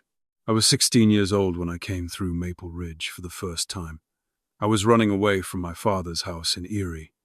I was 3 months pregnant. I had nowhere to go. I had $38 in my coat pocket.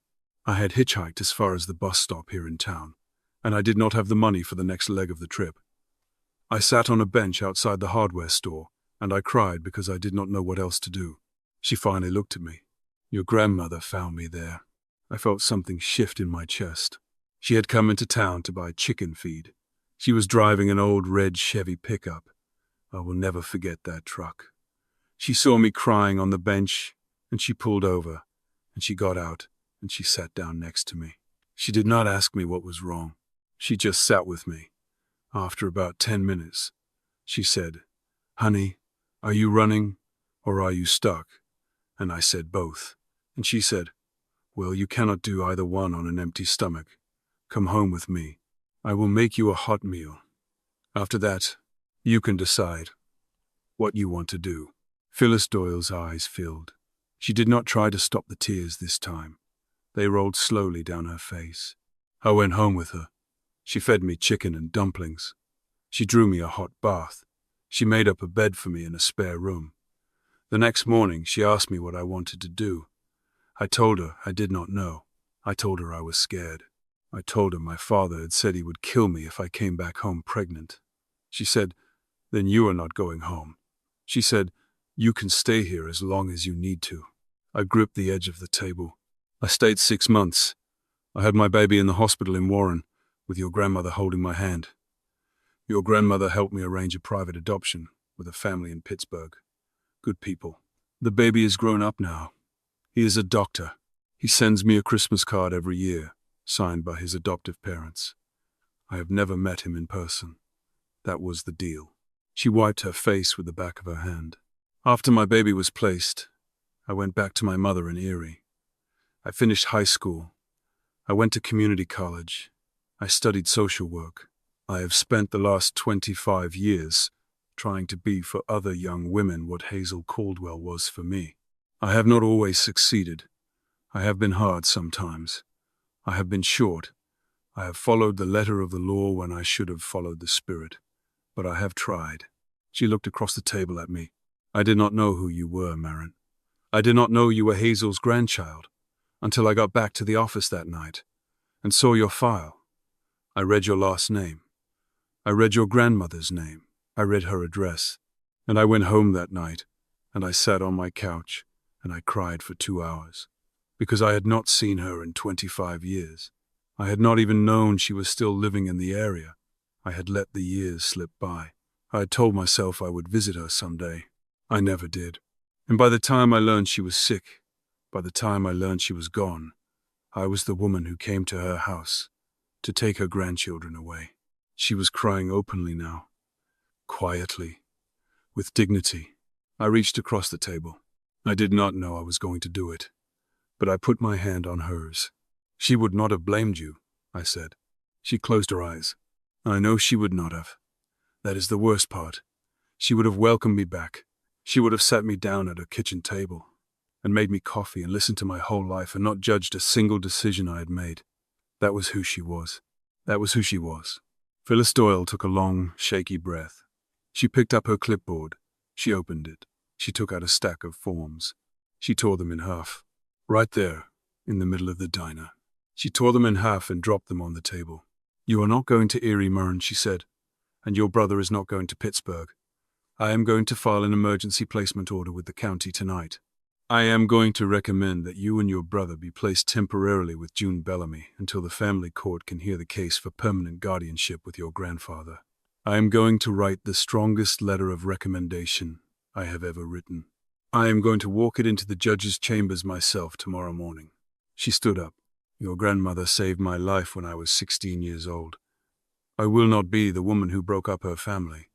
Not while there is breath in my body. She turned and walked out of the diner. I sat in the booth and looked at the torn forms on the table.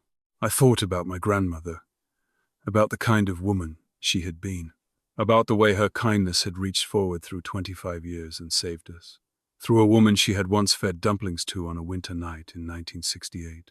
I think the world is held together by these things, by small kindnesses given to strangers that come back to us decades later in ways we never imagined, by women who feed other women's hungry children, by the long, slow weave of love between people who have nothing in common except the fact that someone was kind to them once. If you have ever been on the receiving end of a kindness like that, I want you to tell me about it. Tell me the name of the person who helped you. Tell me what they did. I do not believe these things are coincidences anymore. I think they are the way grace moves through the world. I think they are how we are saved. The next 2 weeks were a blur of paperwork and phone calls and meetings. We found a lawyer named Mr. Halverson. He was 81 years old, half-deaf, and the meanest old man in 3 counties when it came to defending the property rights of widows and farmers. He filed the deed of transfer with the county recorder's office. He filed an injunction against Lyle Pritchard preventing any further action on the disputed land. He filed an emergency petition for guardianship with the family court. The story spread. A reporter from the Warren Times-Observer ran a front-page article. The piece mentioned the fire. The piece mentioned the threats. The piece mentioned that the district attorney's office was reviewing the case. Arson investigators came out 3 days after the article ran. They walked through what was left of the burned house. They found traces of an accelerant near the back porch. They found an empty kerosene can in the woods 100 yards north. They found phone records showing Lyle Pritchard had called a fire investigator under a false name 2 weeks before, asking technical questions. They found that he had bought a kerosene can and matches at a hardware store 30 miles away the day before the fire. He was arrested in mid-December at his office in Pittsburgh. The custody hearing was set for a Thursday morning in mid-November. The courtroom on the second floor of the county building in Warren was full. June Bellamy was there. Mr. Halverson was there. Phyllis Doyle was there, in the front row, in a dark blue dress. The retired schoolteacher, Mrs. Vance. The young couple from the feed store. 4 old farmers. The fire chief. 2 volunteer firefighters. The pastor of the Methodist Church in Maple Ridge, a man named Ezekiel Hartwell, with 12 members of his congregation. There were maybe 40 people in that courtroom. All for us. The judge was a woman in her 60s named Marlene Whitley. She had been on the bench for 20 years. She read the file. She heard the testimony. She called me up to the bench. "Marin," she said, "do you want to live with Mr. Briggs?" "Yes, Mom, I do." "Do you understand that he is your grandfather, even though you only met him a couple of weeks ago?" "Yes, ma'am. I understand that better than anything else right now." She smiled. "And your brother?" "He asked me last night if he could call Mr. Briggs Grandpa. I told him he could." Judge Whitley was quiet for a long moment. Then she said, "The court grants temporary guardianship to Wendell Briggs of Warren County, effective immediately, with a follow-up review in 6 months for permanent placement. Welcome home, children." She brought her gavel down. The whole courtroom stood up, 40 people, on their feet, clapping for 2 children they had decided to claim as their own. We moved out to Wendell's cabin a week after the hearing. The cabin only had 1 bedroom. So before we moved in, the men of Maple Ridge did something I will never forget for as long as I live. 8 of them, on a Saturday morning in mid-November, drove their pickup trucks out to Wendell's place, loaded with lumber. They built an addition onto the side of the cabin in 2 days. 2 more bedrooms, a small bathroom with a real toilet, and a real tub. A new mudroom with hooks for our coats. They would not take a single dollar for the work. Not for the materials, not for the labor. The lumber yard in Warren had donated half of it. When I tried to thank them, an old man named Henry Crowder took off his cap and said this: "Sweetheart, your grandmother helped my wife through her last illness back in '83. Sat with her in the hospital in shifts, when I could not be there because of the cows. Stayed nights when the medication made her afraid. We do not forget things like that around here. Not ever. You let us do this. You let us pay our debt to her. I'll let them do it. I learned something that winter, watching those men work in the cold. I learned that a community is not a thing made out of buildings and roads. A community is made out of debts of kindness, carried by people who refuse to forget. And those debts get repaid, eventually, sometimes 30 years later, sometimes to people who never knew they were owed anything." Lyle Pritchard was convicted of arson and witness intimidation. He was sentenced to 12 years in the state penitentiary at Huntingdon. His company filed for bankruptcy within a month. The 240 acres of Pennington land was registered firmly in Wendell's name, in trust for Eli and me. The original 48 acres, the family homeland, went into probate court. Mr. Halverson argued for transfer to Wendell as our guardian, and the court agreed. We had it all back, every acre. When the verdict came down, June Bellamy made me a piece of apple pie at the diner. She set it in front of me and she said, "Your grandmother is somewhere right now, Marin Caldwell," smiling so wide her face hurts. I think she was right. But what I really want to tell you about is the smaller things, because the courtrooms and the arrests are not really what that winter was about. What that winter was really about was a 63-year-old man learning how to be a grandfather to 2 children he had only just met. Wendell was clumsy at first. He did not know what 11-year-old boys liked. He did not know what 14-year-old girls were interested in. He had lived alone for 30 years. He talked to himself sometimes without realizing he was doing it. But he tried. Lord, how he tried. He bought Eli a small whittling knife and a piece of basswood, and spent 3 Saturday afternoons teaching him how to carve. By Christmas, Eli had carved a small wooden bird that he gave to Wendell, who set it on the mantel above the stove, where it still sits to this day. He bought me a small radio with a cassette player. He drove me to the library in Warren every other Saturday. He bought me my first real winter coat in 3 years, a heavy red one that fit properly. He sat with me on the porch one evening when I was crying about Grandma, and he did not try to make me stop. He just sat there. After a long time, he said, "She used to do that, you know, cry without making a sound. It is a habit some women have when they have been told too many times that their feelings are too much. Do not let anyone tell you that, child. Not ever. Your feelings are exactly the right size." He learned to make pancakes the way Eli liked, with chocolate chips, which Wendell thought was a crime against breakfast, but did anyway, because Eli's face lit up when he saw them. He learned to braid my hair.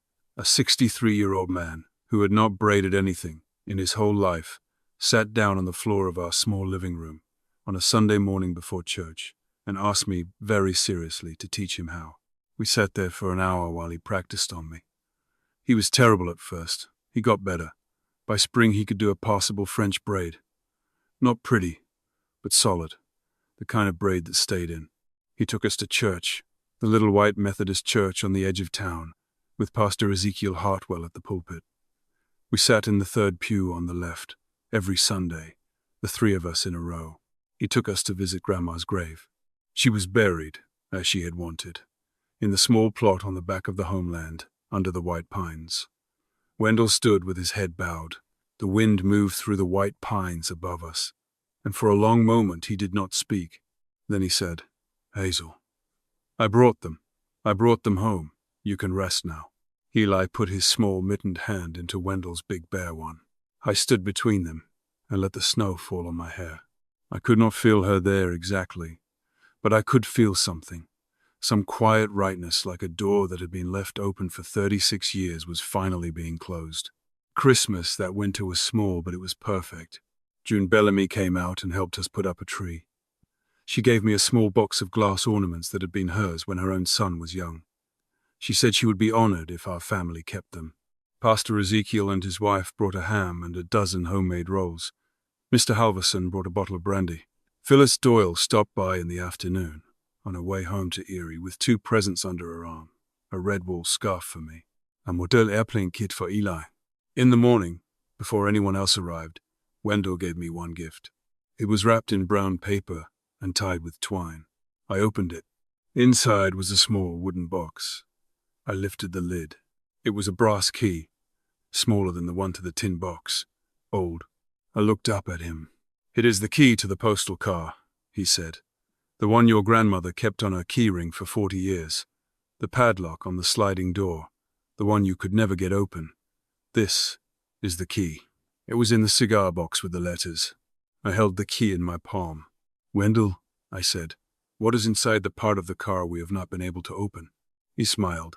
"Why do not we drive out there in the spring," he said, "and find out together?" The spring came late that year, the way it does in northern Pennsylvania. In mid-April, on a Saturday morning, Wendell and Eli and I walked the 4 miles back to the postal car. I had not seen it in 5 months. The forest had reclaimed it a little more in our absence. New saplings had pushed up between the rails. The moss on the side of the car had spread. But it was waiting for us, the way it had been waiting for me on the night I first found it. We unpacked the lunch June had packed for us. We sat on the iron steps and ate sandwiches in the cold spring sunshine. After lunch, Wendell took the small brass key out of his pocket. He walked around to the side of the car. He brushed the moss away from the iron padlock. He fit the key into the lock. It turned with a soft click. He pulled the padlock open. He slid the heavy door back along its rusted track. The door groaned. The forest seemed to grow quieter, the way the world goes quiet at certain moments without your understanding why. The inside of the sealed end of the car was dark. Wendell took out a flashlight. He shone it inside. There were 3 things in there. The first was an old upright trunk, the kind people used to take on steamships in the 1920s. It was iron-banded and dusty but unbroken. There was a name written on the side in faded paint, Pennington. The second was a cedar chest, smaller, with a curved lid, also unlocked. Wendell opened it. It was full of letters, hundreds of them, tied in bundles with red ribbon. They were addressed in Grandma's handwriting. Some were old.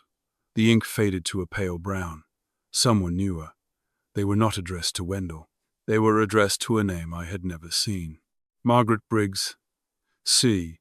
O. Wendell Briggs, RFD Route 2, Maple Ridge, Pennsylvania.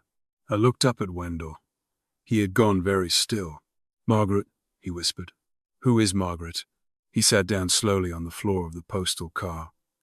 He took one of the bundles in his hands and held it like it was a sleeping baby. "That was the name your grandmother chose for the baby," he said. His voice was raw. "We had picked names before her father took her away. We had picked Margaret if it was a girl, Joseph if it was a boy. I never knew what she named the baby once she was born. I never asked." He untied the ribbon on the bundle in his hands. He opened the first letter. It was dated March 1958, a year after my mother was born. He read it aloud, slowly. His voice broke twice. The letter was from Grandma to my mother, to the daughter she had named Janet, after Walter Caldwell's mother, but who Hazel had privately called Margaret in her own heart. Hazel had written this letter to a baby, to the baby version of the woman who would grow up to be my mother.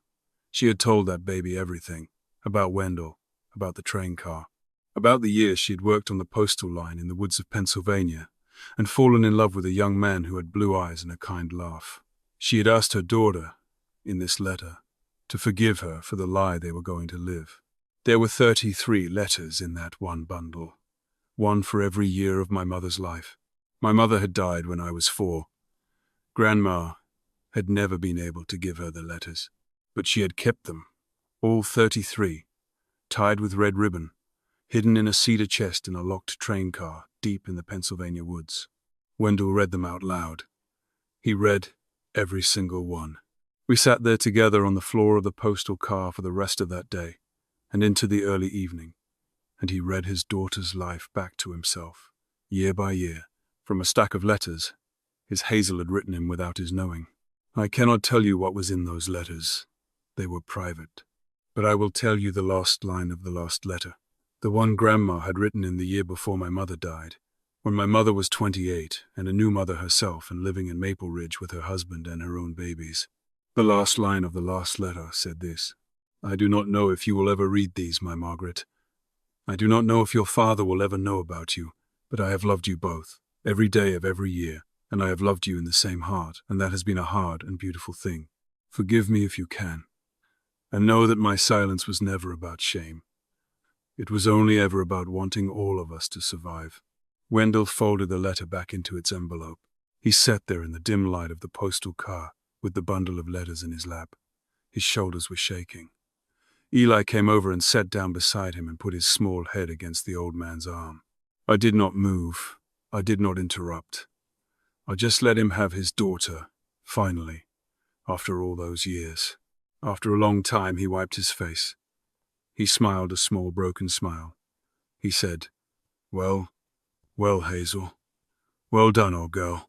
The third thing in the sealed end of the train car was a photograph in a wooden frame. It was a wedding photograph, not Grandma's wedding to Walter Caldwell. That photograph had hung in our front hallway for as long as I'd been alive, and had burned with the house. This was a different wedding photograph. It was Hazel and Wendell, young. Standing in front of the very train car we were sitting in, she was wearing a simple white cotton dress. He was wearing his postal uniform. There were no other people in the picture. They had set the camera up themselves, on a timer. Behind them, the door of the postal car was open. You could see the red curtains in the window. There was a date written on the back, in Grandma's handwriting. The 17th of October, 1956. The day we married ourselves, in the only church we had. Wendell ran his thumb across the photograph. We were never married legally, he said softly. Her father took her before we could. But that day in the train car, we said our vows to each other. We had no minister. We had no witnesses. We had just each other, and that little postal relay car, and the woods of Pennsylvania. He looked up at me. His blue eyes were red and tired and so full of love I could hardly look at him. In the only way that ever mattered to me, your grandmother was my wife for 36 years. Every day I lived in that cabin, I have been a married man.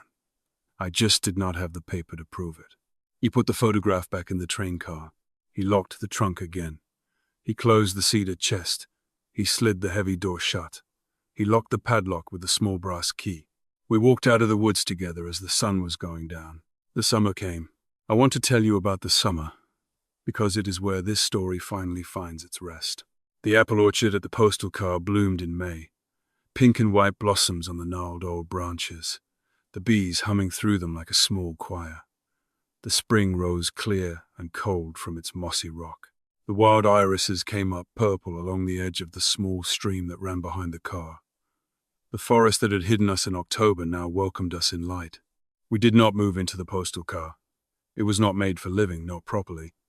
But Wendell and a few of the men from town spent the summer making it sound again.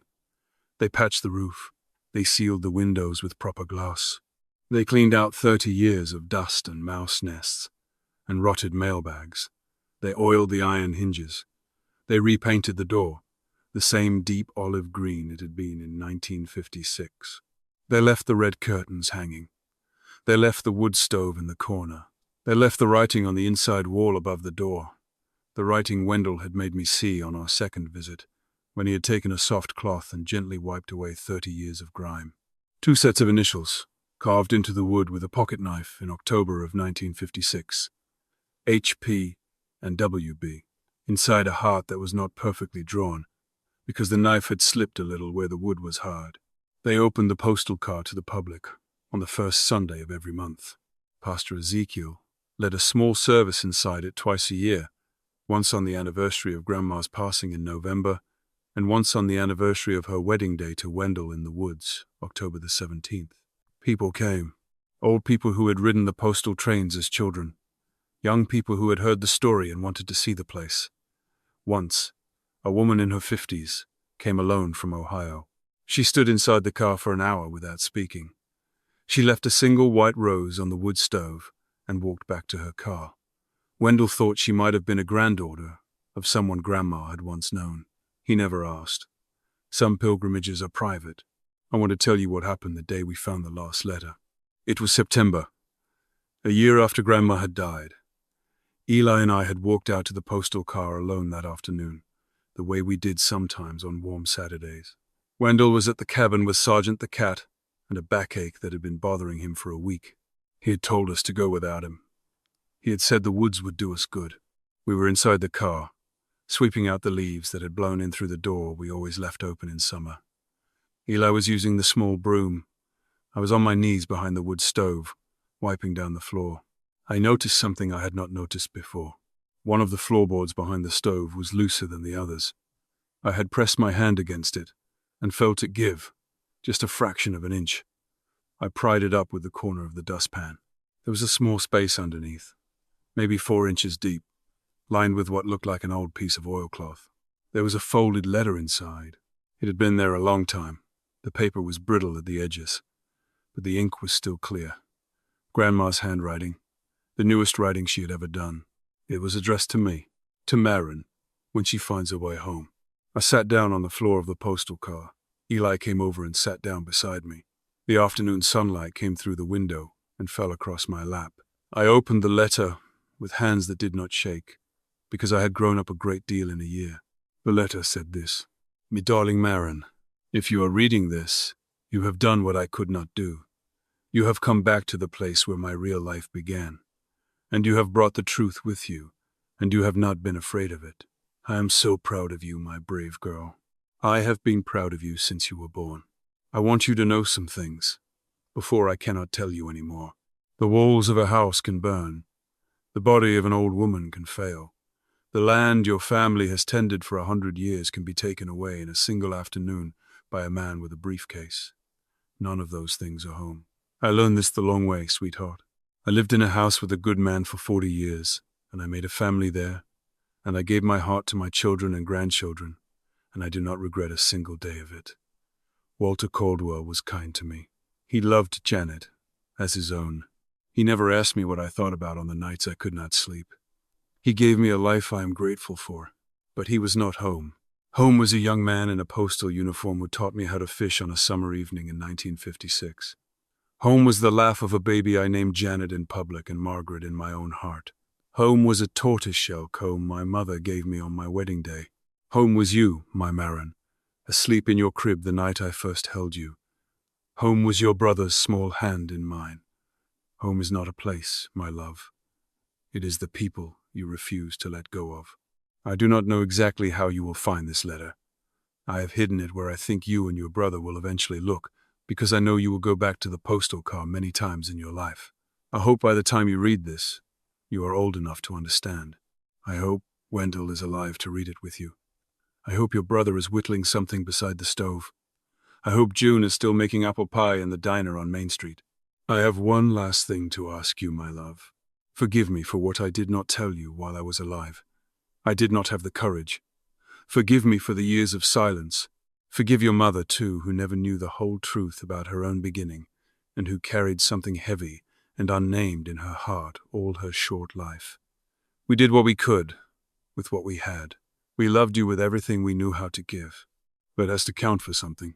And remember, on the days you feel alone, that love does not stop when a heart stops. It just changes shape. It becomes the wind in the white pines. It becomes the warm stove on a cold morning. It becomes the man with white hair who finally got to be your grandfather. It becomes the women in town who feed you and remember you and tell you stories about who you came from. I am with you, my Marin. I am with you every day. All my love, forever and always. Grandma. I read the letter aloud to Eli, slowly, twice. By the second time, I could barely see the words for the tears in my eyes. Eli sat next to me on the floor of the postal car, and he did not cry. He just put his head against my shoulder and listened. He was 12 years old then. He had grown 3 inches that summer. When I was done, he said, "Marin, she is not gone." "I know, Eli. She is here." "I know." We sat there together for a long time. The September light moved across the floor. A pair of cardinals called to each other somewhere in the apple orchard. The forest was quiet the way the forest gets quiet in the late afternoon, when all the animals know the day is turning. After a while, Eli got up. He put the loose floorboard back in place. He took my hand and helped me stand up. We walked back to the cabin together as the sun was going down. Wendell was on the porch when we came up the path. He had a cup of coffee in one hand, and Sergeant the cat curled on his lap. He waved to us from a long way off. I had a letter in my pocket I needed to read to him. I had a piece of his hazel I needed to bring him home. But first, I wanted to remember the picture I saw from the path. An old man on a porch, waiting for 2 children to come home. The smoke from the chimney curling up into the September sky. The light gone gold on the log walls. The cat asleep, the coffee warm, the door open. This is what Grandma had been telling me about my whole life. This was home. If you have stayed with me through this whole long story, I want to thank you from the bottom of my heart. I know it is a lot to give your time to. I know it is a lot to feel. If this story touched something in you, please tap that subscribe button. It is the only way I can keep telling these stories. On this little channel of mine, I share stories about hope and second chances, and the way love finds its way back to us across years and miles and silences we never thought we could cross. And before you go, would you do one more thing for me? Would you leave me a comment and tell me where home really lives for you? Is it the walls you have lived between? Is it the people you have refused to let go of? Is it the memory of someone who is gone, but who is still telling you every day that you are loved? I would love to know. I read every single comment, every one. And remember this, when you turn off your screen tonight and go on with your life, sometimes the smallest light, hidden in the darkest forest, is the very one that brings us home. Good night, friend. Sleep well, and know that you too are loved.